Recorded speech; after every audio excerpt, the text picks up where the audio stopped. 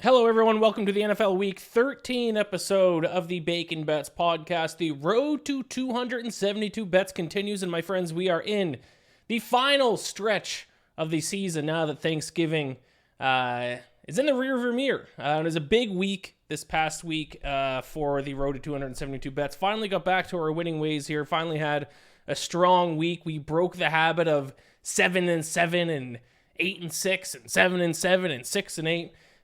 Finished week 12 with a record of 10-6 for plus 3.15 units. That brings our season-to-date record to 94, 84, and 2 for plus 4.97 units. Not only did we have a winning week going 10-6, but my Philadelphia Eagles won again. 10-1, baby. And if you're watching the YouTube version of this, you see that I got my Philadelphia Eagles Devontae Smith jersey on. We're celebrating another win. I told you guys the Eagles are for real. They find ways to win games. They are the best team in the NFL. There's absolutely no doubting that. And anyone who says that the Eagles are frauds is a moron. It does not matter that the Bills missed 2 field goals in that game. It does not matter that the Bills had 11 penalties for 80 yards, while the Eagles only had 4 penalties for 30 yards. It does not matter that the Eagles were outplayed from start to finish in that game. It doesn't matter that the Eagles scored the greatest field goal kicked in NFL history just to tie the game and force overtime. No, none of those things matters. The only thing that matters is that the Eagles won the game. We're 10-1, and we are the best team in the NFL. Don't look at stats. Don't look at metrics. The only thing that matters when evaluating teams is wins, and the Eagles are 10-1. They are the best team in the NFL, and anyone who says otherwise is stupid. So now we have a new week of games to bet on. 13 games this week, 16's on bye, so we got 13 games. It's the second to last week with bye weeks. I think there's 2 teams that have a bye week next week, which is crazy to have your bye week in week 14. But I think it's the Commanders and someone else will have a bye week next week. If you are watching this on YouTube, please go ahead and click the subscribe button. Click the like button on this video. If you're listening to the audio version of this podcast, please rate and review the podcast. This is the last episode that'll come out in November. So if you're watching this on YouTube, you see that my mustache is in. This is might be as fully grown in as you will see this mustache. And it's my last time for me to advertise my Movember page. I am raising money for Men's Health. If you haven't heard, that is why I'm growing this mustache. It is for Movember. Just bringing up my page right now to see where we're at. I set a goal at the start of the month to raise $1,000 for Men's Health. That includes prostate cancer, testicular cancer, mental health, and suicide prevention. My goal is to raise $1,000, and as of entering the final few days now, we are sitting at $845. So $155 away from the $1,000 goal. Let's make one final push, my friends. If you have $5 to donate towards this, that would go a long way. That might be what pushes us over the edge. If you tail my picks, especially for Thanksgiving and Black Friday, where I went 4-0 over those couple days, if I helped you make some money this past weekend, donate $5, donate $10 to this. It is a great cause. Like I said, raising money for Men's Health, $155 away from my goal. I will put the link to my Movember donation page where you can make a donation. I will put the link both in the description for the YouTube version of this podcast as well as the audio version, or you can check my Twitter page out at Iain MacBets, and you can find the donation page there and donate. Please, by the time this, I guess it just turned past midnight, so it is the 28th here on Tuesday, so we got 3 more days. We got Tuesday, Wednesday, Thursday to donate to this until the calendar flips over to December, so please, if you haven't already, and thank you to all of you who have already, I'm extremely appreciative of it, but if you haven't already, and if you have even just a few bucks, I would greatly appreciate it. All right, this is the NFL Week 13 episode of the Bacon Bets podcast. If you don't know already, if this is your first time listening, there are 272 NFL regular season games. I bet on all 272 of them. Side or total for all 272 games. Let's dive into this week's picks. The road to 272 bets marches on. I'm not a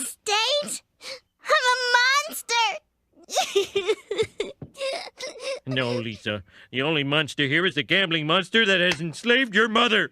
I call him Gambler, and it's time to snatch your mother from his neon claws! All right, let's dive into Thursday Night Football. If you are curious, it's kind of it becomes a weekly tradition once college basketball starts that I'm sweating out a pick while I record this podcast. This time I got Utah plus 4.5. 4.5 against St. Mary's, up 42-41, 15 minutes left. So I'll be sweating this out while I give out my picks here. We're starting with Thursday Night Football. It is a game between the Dallas Cowboys and the Seattle Seahawks. The Cowboys might be looking like potentially the best team in the NFL, top 3 team in the NFL. Who knows? Cowboys, or the spread, all the way up to 9.5 at some sports books. It opened at 7.5. This bet I specifically placed at BetMGM. Some other books it's still 8.5 or 9s. The best line if you're looking to bet on the Seahawks like I am. As of recording this, BetMGM had the best number, and I will take the Seahawks at plus 9.5. Didn't love it at 7.5, but since it moved as high as, like I said, 2 points just today, now is the time for me to fire on this Seahawks team. Now, when looking at this game, and you guys know I'm a big stats guy, I'm a big metrics guy. If you just look at the stats and you look at the metrics, the Cowboys look like arguably the best team in the NFL, if not top 3. You can't make an argument they're not a top 5 team at this point based on metrics. And with the Seahawks turning in the wrong direction, you guys know I've bet against them here these past couple weeks. I bet on the 49ers at minus 6.5 on Thanksgiving Day night. You would think I'd be taking the Cowboys as well, because all the metrics point towards them winning this game and covering the spread. But there's one key area that we all need to be aware of before we decide who we're going to bet on for this Thursday night game, and it is the Cowboys' strength of schedule. Now, I've brought this up the past few weeks when recording this podcast, but now it's important more than ever, because now is the start of the Cowboys' tough part of their schedule. Their schedule is extremely backloaded, and actually I did find... there is a link here, a page I found, powerrankingsguru.com, strength of schedule. The Cowboys, according to them, have had the easiest schedule in the NFL up to this point of the season. And when you look at the teams that they've played against, that is true. In fact, the combined record of the teams in their 8 wins this season is 28-63. They have actually played just 2 teams all season who currently, as of this week, have a winning record. I'll repeat that. All season, and this is 13 weeks into the season, they have played a total of 2 teams in the NFL who currently have a winning record. And not only currently have a winning record, all other games outside of those 2, so what's that, 11 games they've played so far, 2 of them against teams with winning records, so that's 9 games. The 9 other games, none of those teams even have a record of 500. They all have losing records. 9 of the 11 games that they have played in the season are against teams who currently, as of this week, have a losing record. The 2 teams they played against this season that currently have a winning record, the 49ers and the Cowboys, the 49ers and the Eagles, and they lost both those games. Now, to be fair, I thought they deserved to beat the Eagles. I thought they were the better team in that game. I'm sorry, should have taken off my Eagles jersey before I said that. But you go do it yourself. Go look at the Cowboys schedule. I'll just quickly rip through it. Giants, Jets, Cardinals, Patriots, Chargers, who, yes, they're probably a better team than, they probably don't deserve to have a losing record, but a team with a losing record, and they barely beat them 2017. Rams, Giants again, Panthers, Commanders. Their last 3 games have come against the Giants, Panthers, and Commanders. So yes, all of their metrics look very good, but they are inflated based on strength of schedule. Quite literally the easiest schedule in the NFL to date. And now they play the Seahawks, the Eagles again, the Bills, the Dolphins, and the Lions. For some reason, the schedule makers kind of screwed the Cowboys with the back end of their schedule. They have 5 tough games coming up. I don't think they deserve to be 9.5-point favorites against the Seahawks. Like I said, I think their numbers are a little bit inflated. I think if there's ever a sell high spot, it is right now on the Cowboys. Are the Seahawks good? I would call them above average right now. Are they going to make the playoffs? they're actually plus money to make the playoffs now because the Seahawks themselves have a tough finish to their schedule. But we're talking about 9.5 points. We're talking about for the Cowboys to cover the spread, they need to win this game by double digits. I think it's too many points. I think it's a sell high spot on the Cowboys. I will take the 9.5 points on Seattle on Thursday Night Football. Obviously, no Friday game, no Saturday game this week, so we're skipping all the way over to Sunday's slate. Going to start with the Patriots and the Chargers here, and this might be the ugliest bet that I'll be placing all week. It is the Patriots plus 6.5 against the Chargers at home. I hate this bet. I think it is the right one, though. If there's such thing as buying low on a team as bad as the Patriots are, I guess this is a buy low spot. They have no weapons. Demario Douglas, who kind of stepped up in a big way since Kendrick Bourne went down. I know he left last week's game against the Giants with an injury. Can't believe the Patriots lost that game. I think it's questionable this week. So he might not even be playing. Who knows who's going to play a quarterback? It doesn't matter. Bailey Zappi and Mac Jones pretty much look to be the exact same guy. But what we do know is the Patriots' defense is good. They have allowed 2 teams in a row to score just 10 points. Obviously, the Chargers' offense is going to be better than the Giants and the Colts' offense. But if the Patriots can play as good as they have the past couple of games, they should be able to keep this game in reach. And, I mean, the Chargers' defense is one of the worst in the NFL. I would say a bottom of 3 defense. Chargers actually as a whole, if you look at net yards per play, you guys know I love net yards per play, probably a little bit too much. But the Chargers actually 22nd net yards per play this season, 24th in net yards per play over the last 3 games. Patriots, 18th and 17th in those 2 metrics. So if you look at net yards per play, now that's obviously not everything, but net yards per play, both in recent sample size and in full season sample size, Patriots actually better than the LA Chargers. I think we have a tendency when we're betting on the NFL to overvalue offense and kind of forget about some defenses in some scenarios. I think that's the case for a few teams this season. I think it's the case with the Bengals, for example, off the top of my head. I think it's the case for the Chargers. We think of Justin Herbert. We think about how good he is. What we tend to forget is that their defense is absolutely terrible. And what maybe we don't tend to forget is that Brandon Staley might be the worst coach in the NFL. I think he's a betting favorite right now to be the next coach fired. So if you still believe in Bill Belichick, the Patriots have a coaching advantage. They have a special teams advantage. They have a defensive advantage. That's enough for me to take a team getting 6.5 points at home. So despite it being, the ugliest bet on the board, I will take Patriots plus 6.5 at home to the Chargers. Colts and Titans, an AFC South battle here. I will bet on the Colts 2-point favorites on the road in Tennessee. I value the Colts more than the betting market does. I've bet on them a lot this season. I will continue to bet on them until I think the betting market starts to value the Colts at the same level that I evaluate them. I think if you were to ask me who is the most average team in the NFL, I think I would say the Indianapolis Colts. And that's kind of reflected by their net yards per play, which is a perfectly balanced number of 0.0. Nothing's more average than having a net yards per play of 0.0. They are gaining the exact amount of yards per play on offense as they are giving up per play on defense. That's a beautiful and symmetrical thing. And am I going to bet on an average team all the time? No, but I'm going to bet on them when they play against a bad team, which the Titans are. Will Levis has not looked good since he torched my Falcons, unfortunately. But it's not even just their offense. Their defense has actually been atrocious. The Titans the past few years under Mike Vrabel have been very good defensively, and is a big reason for a lot of their success the past few years. Their defense has not been good this season. They've been bad this season, especially their secondary. They can stop the run, but their secondary is 29th in opponent dropback success rate, 31st in opponent EPA per dropback. Gardner Minshew, not a guy I might want to bet on against good defenses, but he can torch some bad defenses, and that's what the Titans are, especially their secondary. So I'm going to take the Colts -2. Like I said, I just value them a little bit higher than the betting market seems to on a weekly basis. So I'll bet on them here once again, -2 against the Titans. Dolphins and Commanders. I will take the Dolphins on the road -9.5 at the Commanders. Whereas the Colts I value more than the betting market seems to, I value the Commanders less than the betting market seems to, and that is why I've bet against them the past few weeks, and I will bet against them now.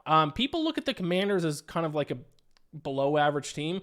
I think the Commanders are trash, and I think we need to look at the Commanders like we are looking at teams like the Patriots and the Giants. Now, I have bet on the Patriots this week, but obviously a 6.5 point underdog to the Chargers is different than a 9.5 point underdog to the Dolphins. I think Dolphins are leagues above the Chargers.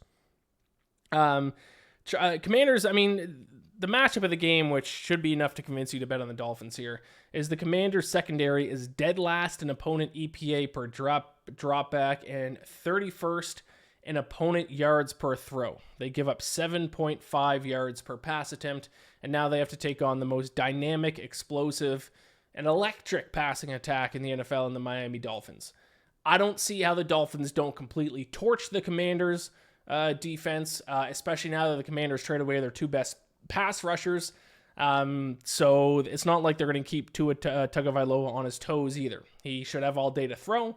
And if he has all day to throw, then he's going to find his receivers against this Commanders secondary. So the only hope I think for the Commanders to cover the spread is if they can score enough points offensively to keep this within a single-digit point differential. I don't think they can because the Dolphins' defense has actually been much improved. They got healthier as the season has gone on, and their numbers defensively have been significantly better. In fact, over their last 3 games, the Dolphins have allowed the third fewest yards per play. They have given up 4.2 yards per play over the last 3 games. That's the third best mark in the NFL. And yeah, the 2 of those games came against the Jets and Raiders, not exactly world beaters of offensive teams. But the other team was the Chiefs, who only scored 21 points against them. So I will take the Dolphins to win and cover once again. I think they absolutely crushed the Commanders. This is by far one of my favorite bets of the week. So yeah, Dolphins minus 9.5 on the road against the Commanders. Let's finish off here with my upset pick of the week, and then I'll take a quick break here. My upset pick of the week, and I actually, as a Falcons fan, I hope this doesn't come through, but I'm going to take the Saints as home underdogs to the Lions, plus 170. I'm doing pretty well this season for not being able to hit a money line upset. Back-to-back heartbreakers.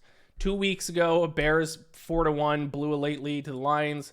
This past week, the Bills losing to the Eagles, which I talked about in the intro. Sarcastically, if you didn't catch on to that, maybe if it was your first time listening to the show, if you didn't listen to the show last week, you didn't catch on to my sarcasm, but me wearing this Eagles jersey is certainly a little tongue-in-cheek. I thought the reason why I bet on the Bills was because I thought they were the better team statistically. I thought than the Eagles. I thought they were a team that just everything that could have gone wrong has gone wrong for them this season. I thought the Eagles were a team where everything that could have gone right for them this season went right. And I guess I just should have assumed that was just going to happen in this game. I don't know why I assumed the opposite, where things would start to balance out a little bit. Because what happened, the Eagles were the better team, but then everything that could have gone wrong for the Bills went wrong, and everything that could have gone right for the Eagles went right. We were hosting a Thanksgiving dinner party that night, Sunday night, and I was trying to take a peek at my phone every couple of minutes to get updates on the game. The people who were hosting were not sports people, so I couldn't really talk about it. I had to just internalize my feelings, and we were sitting there eating dinner, and it was like that scene from The Boys where Homelander's just sitting in a movie theater or something, and you just hear like ringing because he's so angry. That was me. When I saw the Eagles won the game, I didn't know what was going on around me for the next 10 minutes. Just tried to not look angry. Jake Elliott scored a 59-yard field goal in wind and rain, which I would have thought was physically impossible. Might be the greatest kick in NFL history. Bills missed 2 field goals themselves, which are not difficult kicks, which would have been enough to give them the win. Penalties all day against Buffalo, not much against the Eagles. It is what it is. But my point in this whole rant is that I've lost to a couple of back-to-back heartbreakers for moneyline underdogs. Do I have faith in this one? Yes, but I've had faith in every moneyline underdog that I've played this season, and they have not worked out for me. It's, like I said, impressive that I'm up almost 5 units without hitting barely any money line underdogs this week or this season, or at least any significant. I hit like if I play like a plus 100, it wins. But anything north of like plus 120, I'm not doing well. As my cat has started meowing at me. I will take the Saints in this one. For the same reason I've been fading the Lions the past couple of weeks. They've shown some holes, especially defensively.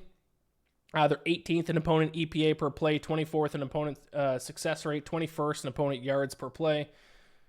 Their offense is kind of trended in the wrong direction. The old Jared Goff has made some appearances where he's having some bad turnovers. Will that continue? Tough to say. Second half of last season and first half of this season, he did a very good job of not turning the ball over. We'll see if that keeps up, but I think this is a Lions team that's coming back down to earth a little bit, and a Saints team that they just have some turnover issues too. Let me see actually their average turnover margin. I'm curious because last year the Saints were a much better team than their record indicated, but they were just turning the ball over all season and weren't forcing turnovers defensively. And I believe that it's a similar story this year. Turnover margin per game. No, not as bad. Actually, good. They actually have a positive turnover. That's actually surprising to me. Plus 0.5 turnover margin per game for the Saints. Then I don't know what their issue is. Offensively, they must just also be getting takeaways on defense. 1.3 giveaways per game offensively. I guess it's fresh in my mind because they threw pick 6 to Jesse Bates, Defensive Player of the Year, this season. I threw pick 6 to him against my Falcons. Regardless, even if the Saints offense struggles, their defense remains a top 10 defense in the NFL. Definitely better than the Lions defense. So I think it's a bounce back spot here for the Saints at home. I think it's a bit of a buy low spot after an ugly loss to the Falcons. I think they're a better team than the record indicates. And like I said, this is more of a fade of the Lions more than anything else. I'll take a shot with the Saints at home. I think the Lions are in a little bit of a midseason slump. I think the Lions will get back to their, strong play by the time the postseason comes around. But after that Bears game a couple weeks ago, the loss to the Packers this past week, they're going through the same midseason slump that every team goes through, that we saw the 49ers go through earlier this season. I think the Lions are going through now. I think largely, big picture, they'll be okay. I think it might be a good time to go against them again this week. Who do the Lions have next week? Lions against the Bears again next week. Interesting. So yeah, I'll go Saints on the money line plus 170 against the Lions. There you have it. I think that's 5 games or 6 games so far. That's 5 games that we've talked about. So maybe I need to do one more to make it 6. Yeah, sure. Let's do one more. Let's do one more. Steelers. -5.5 against the Cardinals. Matt Canada has been fired. The Steelers offense all of a sudden looks good. Surprise, surprise. I know they only scored 16 points against the Bengals last week, but they averaged 6.2 yards per play. That's the 8th most amongst all teams in Week 12. They just need to be able to find a way to get in the end zone. Now they take on an even worse defense, which is hard to imagine a worse defense than the Bengals, but the Cardinals, I think, are the worst defense in the NFL. 31st in the NFL in opponent EPA per play, dead last in opponent success rate. I think they're the worst defense in the NFL, even if you think Kyler Murray is going to be able to do some damage against the Steelers defense, which TJ Watt chasing him around, that's not a great matchup for him. I think the Steelers are going to have maybe their best offensive performance of the season. So this pick is a pretty quick one with Matt Canada gone. And actually, the Steelers are going to move down my fraud rankings. They were number 2 in my fraud rankings this past week. The Steelers actually have been playing some decent football. And I actually think, even though it was kind of a slim margin, this past weekend against the Bengals was, in my opinion, actually the best game they played all season. And I think in net yards per play, let me bring it up. I closed out here earlier. Over their last 3 games in net yards per play, the Steelers are actually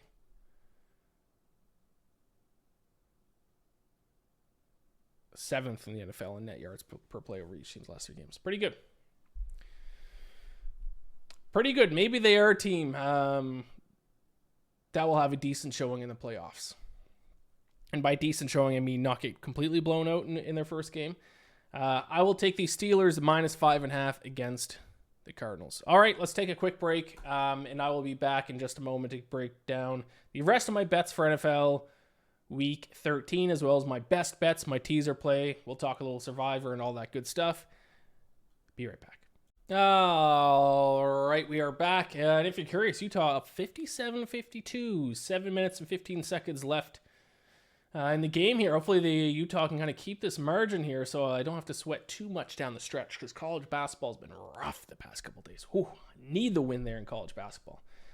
All right, next up, we're going to we got to talk about this game. It is my Falcons against the New York Jets. I will be at this game live. So take that for what it's worth. That means that I will be betting on my Falcons, and they are my pick. -2.5, -115. Now, is the fact that I'm going to be at this game play a role in it? I'll be honest. Yes. Because I'm not going to go watch my Falcons play. It'll only be the second time in my life that I'm going to be able to watch them live and then cheer for, and then have a bet on the other team. And I'm not going to bet on the under, which, oh my God, I'm just kind of realizing how low the total is. The total's 34. Ugh. Yeah, this could be a 10-3 final score, or a 9-3 final score. I might not see a touchdown in this game. That is within the realm of possibility. Yeah, I wish this was a much better Falcons team taking on an Aaron Rodgers-led Jets team. That would be a lot more enjoyable of a game to watch, especially because getting to MetLife is not the easiest thing to do. It's like an hour and 15-minute train ride for me on 2 separate trains. The stadium, I hate MetLife. It is just a big hunk of concrete. There's no character to it whatsoever. There's nothing around MetLife. There's no bars to go to ahead of time or afterwards. But like I said, I've only seen my Falcons play in person one other time. It was when they came here and played the Giants 2 years ago when I first moved to New York, and they won on a last-second field goal. So I hope they do that again. That would be nice, as long as that last-second field goal gets them a 3-point win so I can win this bet. Now, the non-emotional reasons why I like the Falcons here is because the Jets have the worst offense in the NFL. I don't care who's at quarterback for them, Zach Wilson, Tim Boyle, it does not matter. They're dead last, or who's it? Is it Trevor Siemian is the other guy? They're dead last in the NFL in both EPA per play and success rate. So it doesn't matter who they have. Their offensive line is terrible. The receivers are not great. Alan Lazard stinks. Breece Hall's good, but you can't do anything with just a running back nowadays. You at least need an offensive line, and you don't have an offensive line. So I will not be betting on the Jets, I don't think, for the rest of the season, unless they're a massive, massive underdog. I also am concerned because the only reason why you bet on the Jets is that their defense can win them the game. I am a little bit concerned about this Jets team. Ironically, because I'm comparing them in my mind to the Broncos last year, ironically, another Nathaniel Hackett coach team, because if you remember, the Broncos had like a top 3, arguably top 1 defense for the first 2/3 of the season last year, but their offense was so bad that they couldn't win games. That there's that stat, like, actually, I think it was this point last year, or week 13, that if the Broncos offense had scored like 17 points a game or something, they would have been like 10-3, but instead they were like 3-10. And then what happened was the last third of the season, the Broncos defense just fell off a cliff, because it was almost like the season was over. They threw in the towel. There's obviously some issues in the locker room, and the Broncos defense by the end of the year were like barely a top 10 defense from a lot of metrics. We could be seeing the same thing with the Jets, where their season's pretty much done. What's their record right now? 4-8, 4-7. Their season's pretty much done. They would have to win out, basically, to make the playoffs at this point. They know they're not going to. And when there is a locker room where there is one unit that's extremely good and the other side of the ball sucks, that causes some turmoil. And at the end of the day, I mean, players aren't going to completely give up, but they aren't going to play with the level of energy that they had the rest of the season. I'm not saying that's going to happen, but I'm saying keep an eye out for that. I would not be surprised if the Jets defense kind of falls off a little bit here down the final stretch of the season. And then when we're talking about the Falcons, I've been on the wrong side of the Falcons almost all year. Even though I feel like I know the Falcons better than any other team by far, I can't predict a Falcons game to save my life. But me betting against them last week was kind of I kind of did that on purpose so then they would win. But this week, they finally just decided to run the ball, which and I think Arthur Smith even said it after the game, that they decided to stop being a finesse team, which if your definition of being a finesse team is to let Jonnu Smith get the ball as many different ways as possible, then sure, yeah, stop doing that.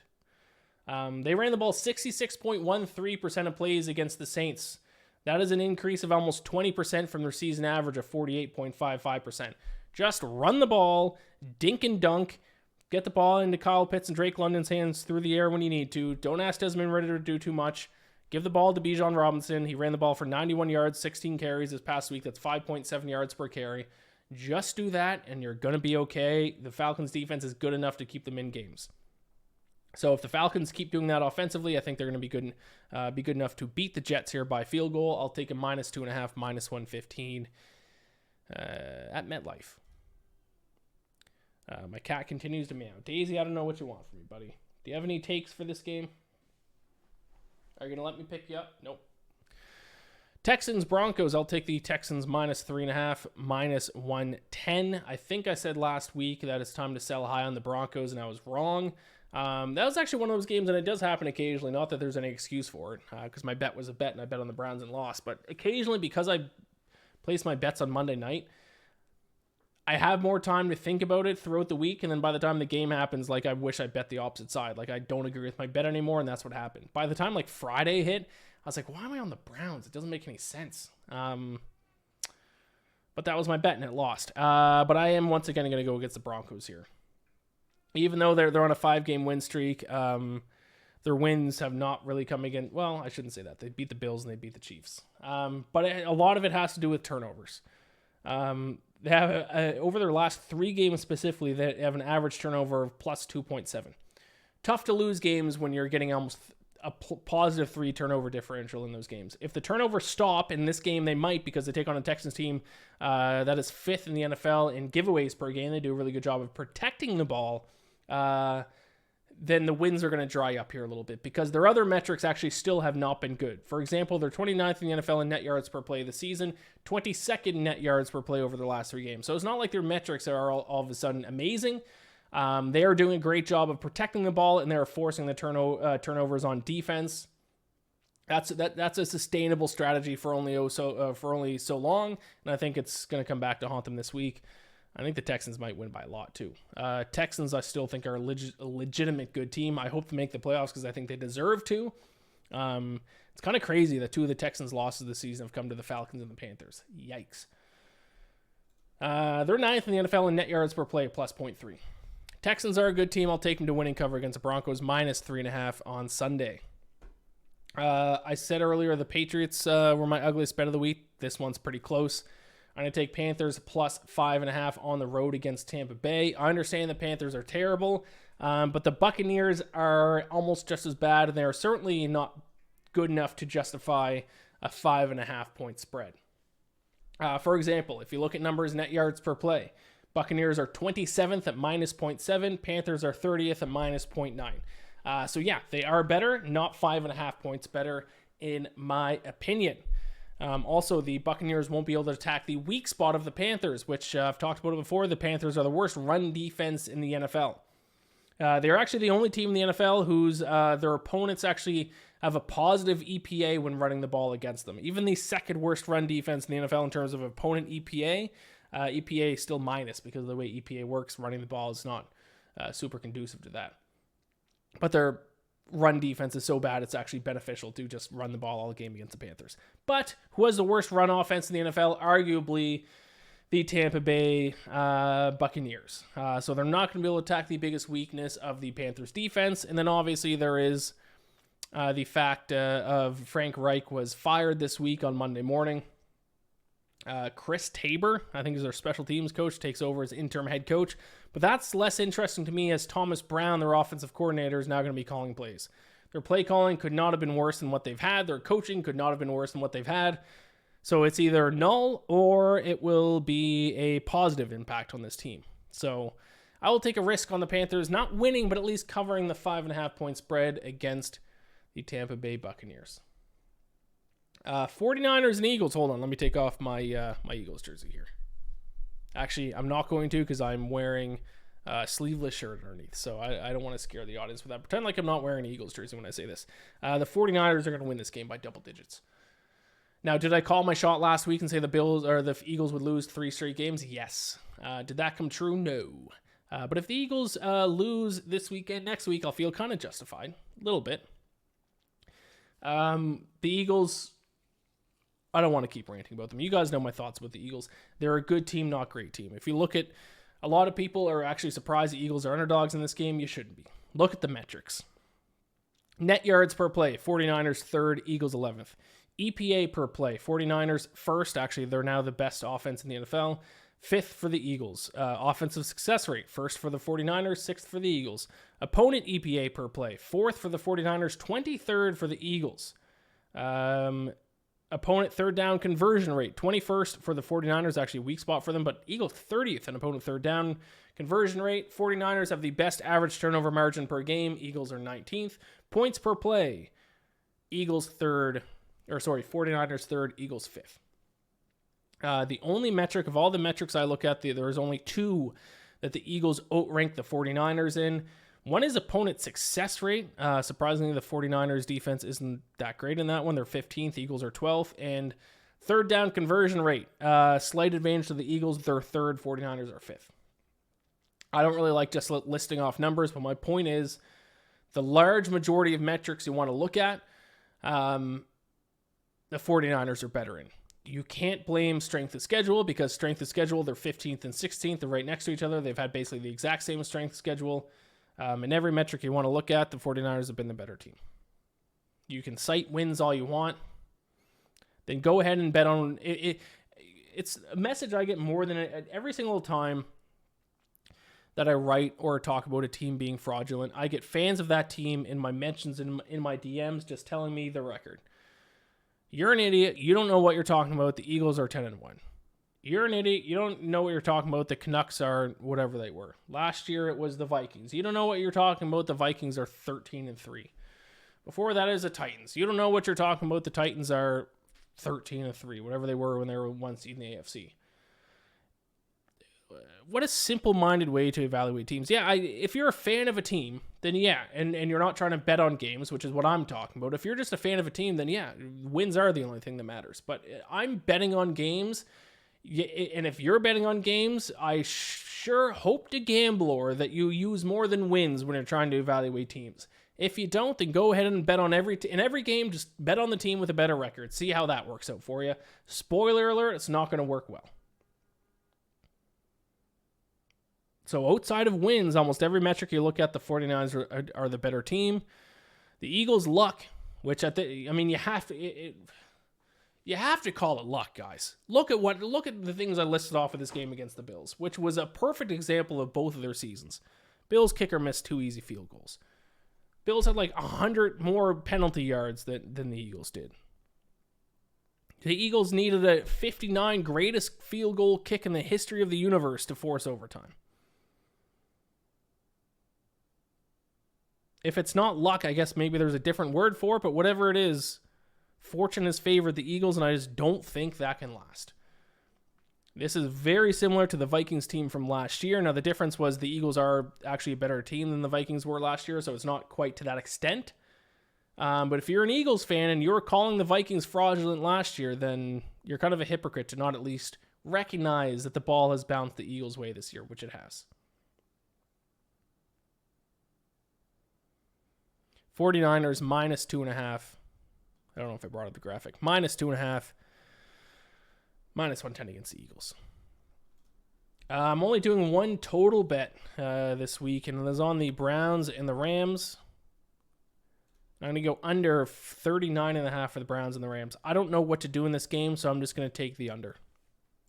Let me write in the game here. Rams, Browns. Under 39.5. The Browns have arguably the best defense in the NFL and the worst offense without Deshaun Watson. Deshaun Watson wasn't great, but Dorian Thompson-Robinson and P.J. Walker stink. Let me actually bring up this graphic here to show you people in the video. It's been a couple weeks since I've done this, but this is Funny enough thing that it is worth bringing up. Okay. Window capture.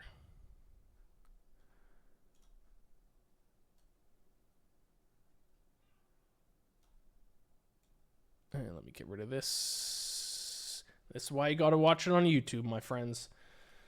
Quarterback efficiency. I think I need to add in a certain thing. Oh, yeah, I need to go minimum plays. Let's bring this to a lower number so it'll show these two guys. Look at this graphic. This is why you got to watch this on YouTube. The website is rbsdm.com. It's one of my favorite resources. If you go over the quarterbacks tab, the y-axis is EPA per play. The x-axis is completion percentage above expected, CPOE. And if you look at this graph, it is every single quarterback in the NFL off to the right, and then way to the bottom left-hand corner is Dorian Thompson-Robinson and PJ Walker. Yikes.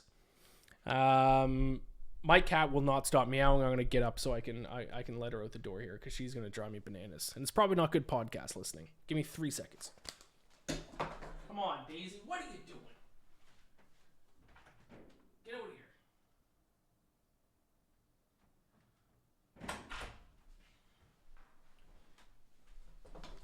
Unbelievable. I'm sorry. I hope her meows weren't showing up on the audio too much. They probably were. Sorry. Yeah, Dorian Thompson, Robinson, and PJ Walker way to the bottom left of this graph, which is hilarious. So my point is, I can't trust the Browns offense, but I also can't trust the Rams to score a ton of points against the Browns defense, especially with how good the secondary of the Browns defense is. They lead the NFL in opponent EPA per play, opponent success rate, opponent dropback EPA, and opponent dropback success rate. I'm shocked this total's at 39.5. With PJ Walker and Dorian Thompson-Robinson, I think this is the worst offense in the NFL, and their defense is the best, like straight up. Best and worst. The only argument you could make would be the Jets offense is worse, which is fine, but even if they are, that is the second worst. Then it'd be the second worst offense in the NFL and the best defense. So I'll take the under. I don't know what else to do with that game. All right, Chiefs Packers Sunday Night Football. Can you flex games yet? Because if you can flex games, I'd really like them to flex Eagles 49ers up to Sunday Night Football. And flex down this game to a late afternoon slot because, yes, it's Patrick Mahomes, which is why they probably won't flex it. But I'm not super excited for this game. Eagles 49ers, I'm shocked it's not a primetime game.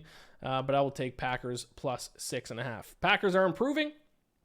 I wish I was bold enough to take their money line last week. I think I called that game pretty well. Jordan Love has been showing improvement on an almost weekly basis. They're coming off their biggest win of the season. They're 9th in the NFL in net yards per play over their last 3 games.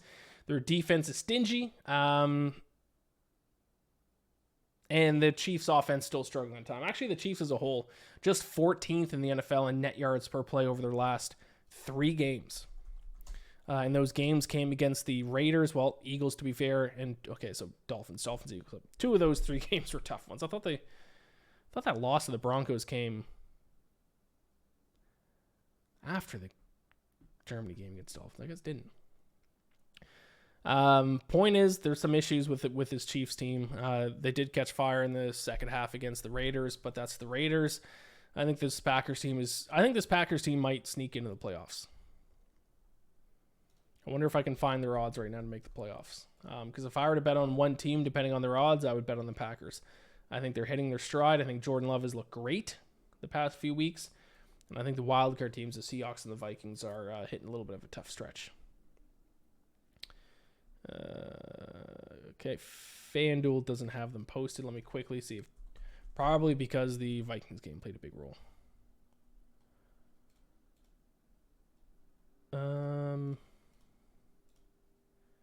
Futures division winner to make the playoffs. Packers have them minus 105. So actually, Slight favor to them not making the playoffs, with the Packers very much in the mix. I think the Packers make the playoffs. I actually wouldn't be shocked if they beat the Chiefs, to be completely honest. But I will take these 6.5 points. So Packers plus 6.5, minus 104 against the Chiefs on Sunday Night Football. By the way, I think Packers can run the ball against the Chiefs. 31st in opponent EPA per rush, 20th in opponent rush success rate. We know this. The Chiefs, as much as people have been hyping up the Chiefs defense, they can't stop the run. Monday Night Football, Jaguars against the Bengals. I do not like the Jaguars at all this season. I think this week's edition of the fraud rankings, they might be all the way up to number 2 behind the Eagles. But I dislike the Bengals even more. Bengals should have lost by a lot more to the Steelers. People still just are not talking about how bad the Bengals defense is. So you can basically copy and paste what I said last week for the Steelers-Bengals game to this game.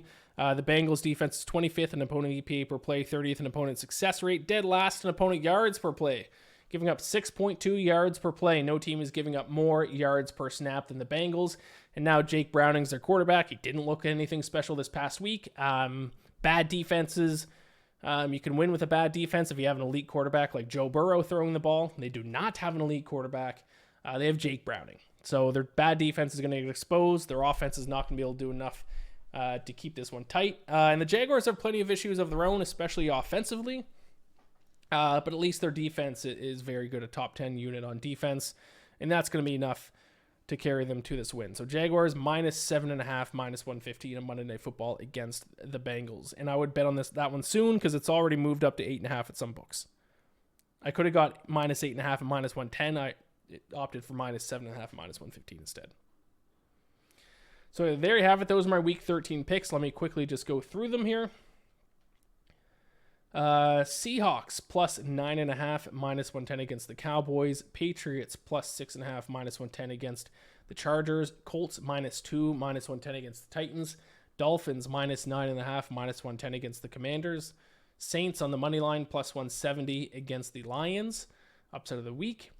Steelers minus 5.5, minus 110 against the Cardinals. Falcons minus 2.5, minus 115 against the Jets. Texans minus 3.5, minus 110 against the Broncos. Panthers plus 5.5, minus 110 against the Bucks. 49ers minus 2.5, minus 110 against the Eagles. Under 39.5 between the Browns and Rams. Packers plus 6.5, minus 104 against the Chiefs. And Jaguars minus 7.5, minus 115 against the Bengals. I forgot to recap last week in terms of my best bets. My best bets I gave out on the podcast went 3-2. Steelers won, Chiefs won, and Bills plus 3.5 did win. That was also another reason why that was a stinger of a loss for Bills money line, because if I would have just taken the 3.5 points, that would have been a winner. But for my best bets, I always just go spreads for people who do pick'em contests. So Bills plus 3.5 did win there. Patriots and Saints lost. Patriots lost the Giants in the most embarrassing loss in franchise history for the Patriots. God damn, you lost to Tommy DeVito and the goddamn Giants. Gross. And the Saints lost the Falcons. Teaser also lost. Teaser has been doing very well this season. Did not win this past week. Once again, I don't know what I was thinking on Monday. I don't know why I bet on the Browns to cover on the normal spread. I don't know why I put the Browns in the teaser.